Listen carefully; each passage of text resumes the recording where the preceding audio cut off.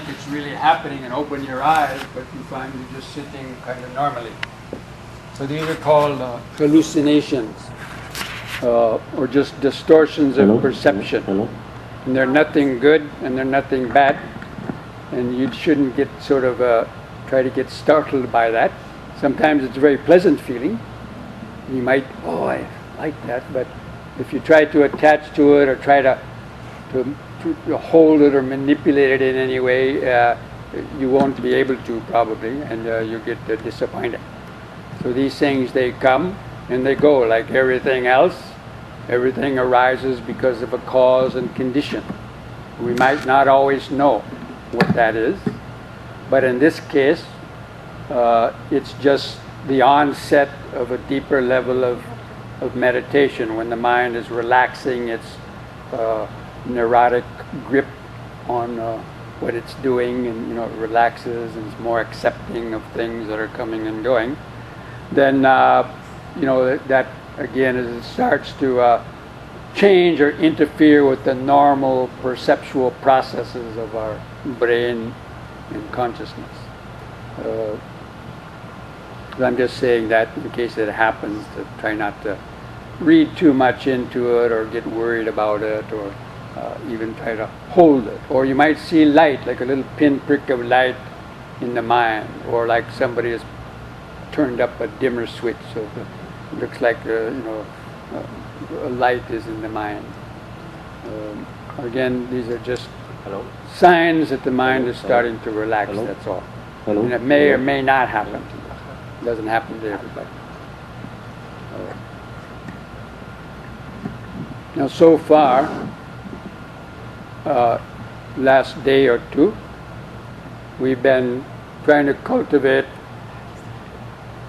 the basic present moment awareness, and using the breathing and the posture for the anchor to the present moment, in order to help to develop both mindfulness and concentration. So again, mindfulness and concentration, these are the two mental powers, often called the spiritual powers, of the latent mind. In most people, they're not developed, but with practice, they can be developed. And so mindfulness is that alert state of attention. It's kind of resting in the present moment, feeling the body, but it's also alert to thoughts that might come up into your mind. It's alert to some scratching or painful sensations. It's aware of sounds coming and going in the background. It's just that kind of state of alertness, non-reactive alertness. And concentration is the ability to focus that a little bit more on the breathing. It goes a little bit deeper inside to feel the subtler movements of the breathing process, to deepen concentration. So both those, mindfulness and concentration, these things need to be balanced. A lot of people, they're not balanced. And if you're too mindful and too alert, the mind can get a little bit scattered. You're noticing too many things, and it can start to kind of get overwhelmed, like seeing a freight train coming down, barreling down the tracks at you or something.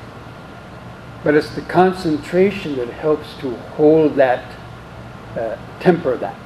It's the concentration, that connection to the subtler breathing inside, that helps to create this state of tranquility.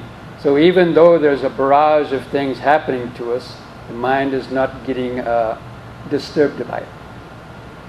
So if you don't have concentration, you'll be disturbed by all the itches and things that you're feeling, or like the sound that was going on yesterday. You might tolerate it for 3 or 4 minutes, but when it goes on for 20 minutes, a half an hour, you start getting upset. So that's because the mind is not concentrated enough. So that's why. And also, if you're too concentrated and you don't have this alertness, you can fall asleep, or you can kind of what's called space out. You know the term in the 60s or 70s, right? When people smoked a good joint, they kind of, they're not asleep. And they may think they're meditating, but it's kind of a dead-end street. So, if you get too focused and too quiet, that could happen.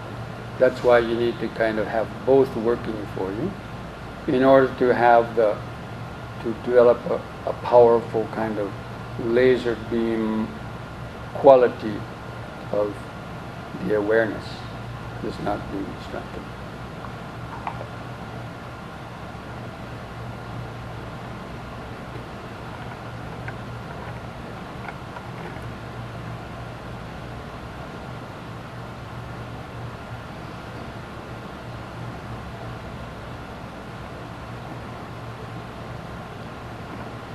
And also,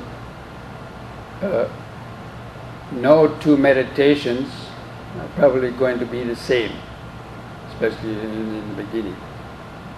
And it's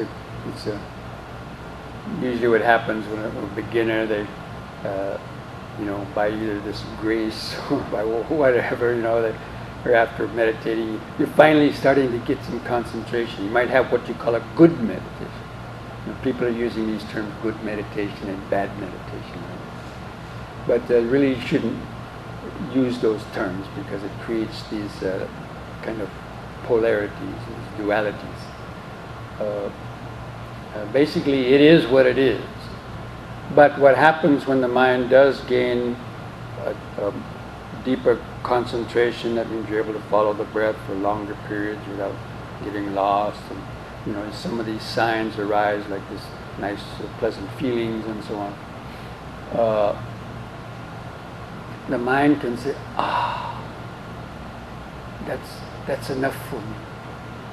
It was like you've been struggling for a long time, battling the hindrances, and all of a sudden they subside, and you have a good meditation, and you can tend to, it's like, and the mind can relax. And lose its forward moving energy of concentration. But that's only just, scratching the surface of meditation, so you have to avoid, I call that the trap of tranquility. Some people, it feels so pleasant and they just want to groove, and some people go in like this, like just chilling out, But again, the meditation kind of stops. So again, you have to try to avoid that kind of thing and refocus the attention and try to develop subtler and sharper awareness to notice more and more subtler sensations and so on. Or this flow of awareness that I mentioned yesterday, to open up to the flow of impermanence. That's actually the second stage of tranquility. Usually the meditation is also described as tranquility and insight. So tranquility is that initial stage of when you gain some concentration, the hindrances have subsided, and you're feeling some of these kind of sensations I mentioned, maybe a little light, or light sensations, blissful feelings. Not to be complacent, but that's the time then to sharpen the awareness and then tune in to this flow of impermanence, rather than just get stuck on the breath or stuck on the tranquility. You have to open up and start noticing the flow of impermanence to keep the mind alert and awake. But look, whenever you do have a good meditation, then normally you think, now every meditation is going to be good. You sort of assume that the next time should be good too. But that's not the case. And usually every good meditation will be followed by a not so good meditation, or even a horrible meditation. We don't want to use those terms, but just for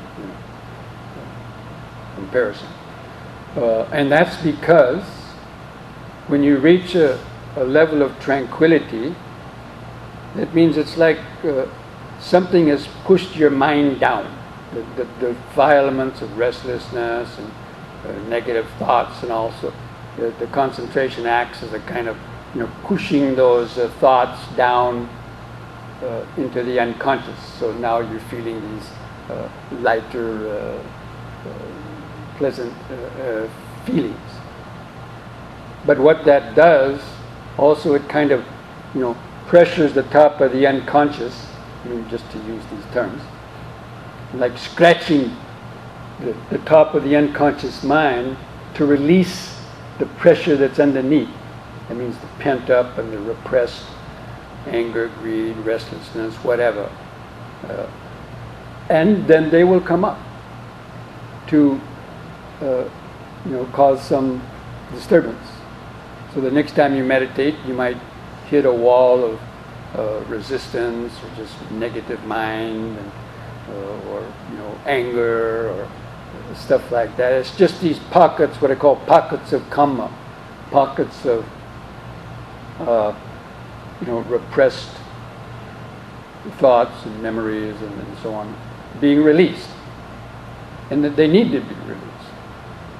And so to have patience and just be relaxed and allow any of those things, and just don't get disappointed. Say, actually, that's a good thing, because they need to be released.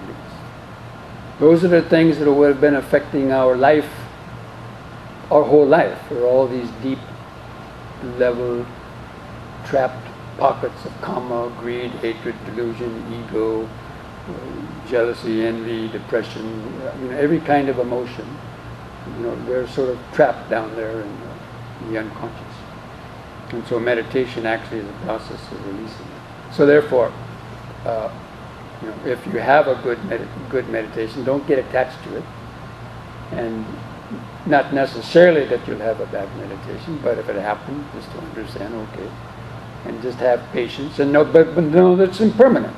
Okay, it's just burning itself out, and then when that gets released, then again the mind might go back into tranquility and so on. But then the same thing may happen again, because the mind is a multi-layered kind of thing, like a multi-layered, cake, with infinite numbers of layers of various types of experiences from the past and so on.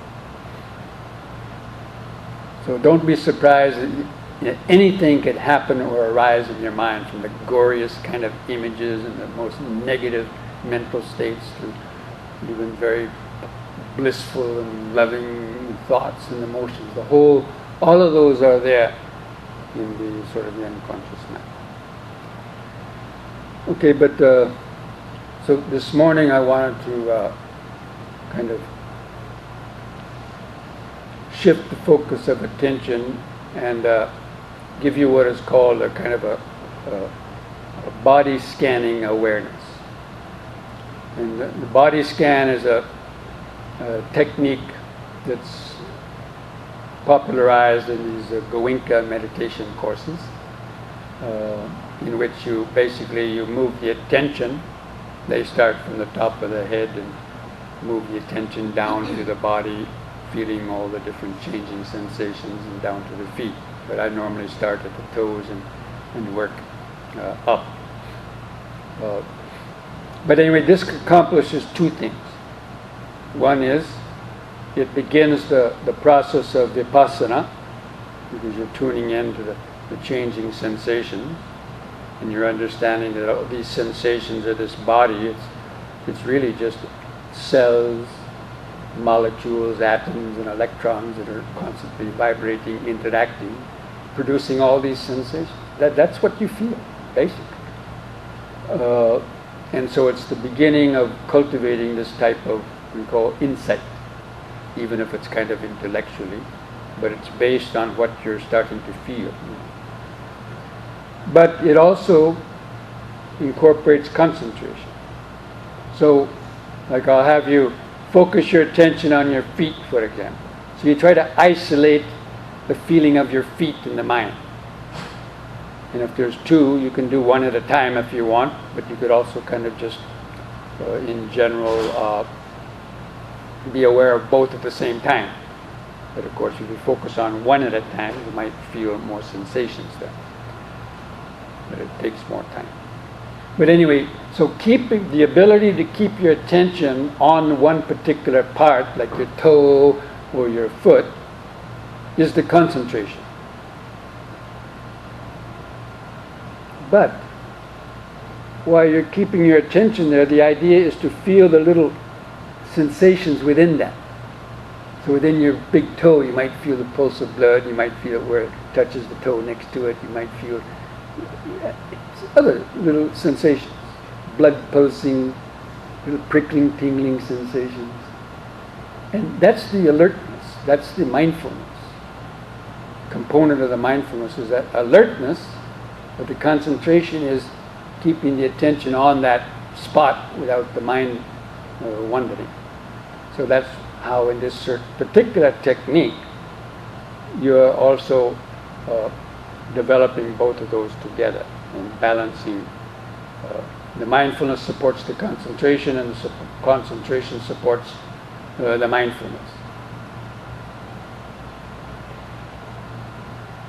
And so then we move to another part of the body, spending anywhere from 30 seconds to, because it usually takes a long time to go through it, so I'm just going to just give you an example of what it is this morning. And then if you want to try it on your own later at home and so on, it's a good alternative to just watching the breath, or even just doing what we've been doing so far in a more just general sense, just randomly being aware of things. So this is a more focused and deliberate, guided awareness. So it can help develop a good level of concentration, and also to notice subtler little sensations that are moving in the body. But, and this also develops what is called the accompanying clear comprehension, or the insight. So insight or wisdom, and I mentioned this yesterday, 3 levels of wisdom: intellectual wisdom, and then the wisdom that arises through contemplation and reflection. So this is the kind of level that it will be referring to, this cultivating the idea of impermanence, the idea the body is just energy vibrations. And so to help to get away from this idea of my solid body, it's like this, and so on. To see it with the eye of wisdom, seeing it as just a mass of changing sensations and vibrations. But also, if your mind identifies a certain part, of course I'll be using words like your foot, your leg, head, then these are perceptions. So the perception is there, but basically it's the vibration, and then you identify that vibration as being my foot or any other body part. That's the only way the mind knows things. It's just identifying vibratory levels of certain type of vibration, going into the memory and say, oh, that vibration means that's my right foot, my left foot, my eye, my ear. The same way as computers, Google something and it immediately comes up something. So that's kind of the process involved. So to kind of, and again, this is like the scientific experiment. And you're doing a scientific experiment, trying to understand what the body is. So anyway, we're going to go from start down at the toes and feet, work our way up. Now, some areas might have more sensation than others, especially your feet and your hands and your head probably have a lot more subtler sensations than other places. Especially in your fingers and feet, the blood has to go down to the tip of your fingers and make an abrupt 180-degree turn to go back. So that's a lot of pressure. That's why you can easily feel the pulse of blood in your fingers, hands and fingers, and also the feet, because the blood's got to, make a turn and come back. So those are good places to actually, if the mind is a little bit drowsy or not too clear, to focus on those and help perk it up because it's easy to feel that the pulse there. But other places might not have much sensation. Maybe like your calf muscle or your lower leg or your forearm. So don't worry too much if you can't, clearly see any little sensations. But just basically even if it's feeling. So you're feeling like the outer skin, the clothing, where the clothing touches the skin, any sensations, or whether the wind from this fan is, you feel some sensation. All these helps to keep the mind alert, but especially under the skin. So there's pulse of blood, tingling sensations, little pricking sensations, little biting sensations, like ants might feel like they're biting you, little muscle spasm, maybe a muscle jerk or a quirk or something. So any and all of those things, you just, and not to worry about any of them. And if there's a pain there, then just observe that pain. And especially with pain, what is pain? Again, it's just atoms and molecules rubbing against each other, producing a more intensity vibration. And you try to see it in that way, not say, oh, my leg. If you start saying, oh, my leg, what's going to happen? Then, of course, worry and anxiety comes in your mind. If you just look at it like a scientist is looking through a microscope, and the scientist is seeing blood molecules and things, and and so that's how we want to cultivate this investigation of Dhamma. Actually, this is what is called investigation of Dhamma, and it's one of the factors of enlightenment. The second factor of enlightenment, after mindfulness, is investigation of Dhamma. And that's what this practice helps to do. You try not to see it, your body as I, me, and mine. It's just a body. It's just the four elements. It's a collection of the material elements of earth, fire, water, and air. Atoms, molecules, electrons. Try to let this idea of my body you let that go from the mind. You just see it, kind of more objectively. In that way, the mind will become less disturbed, not so disturbed by something that you might feel or notice, on the body. You start to worry about it. But you can see how the mind, from those elementary vibrations, or just material vibrations, how it's identifying the body parts. But those are perceptions. The ability to identify and objectify certain things, that's the process of perception. Okay, does anybody have any questions about that? Feel free to ask a question.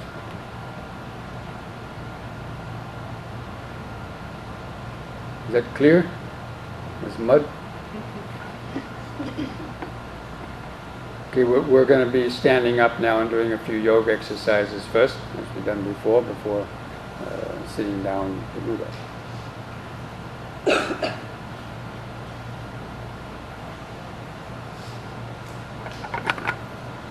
Why are you people sitting so far away? I don't bite. I may bark, but I don't bite.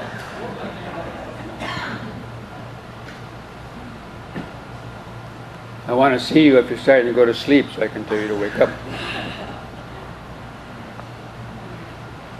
Okay, slowly, try to do that slow standing up by first slowly stretching the legs out a bit.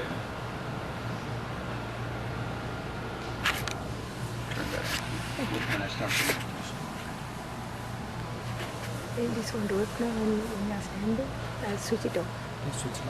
When I start the guiding.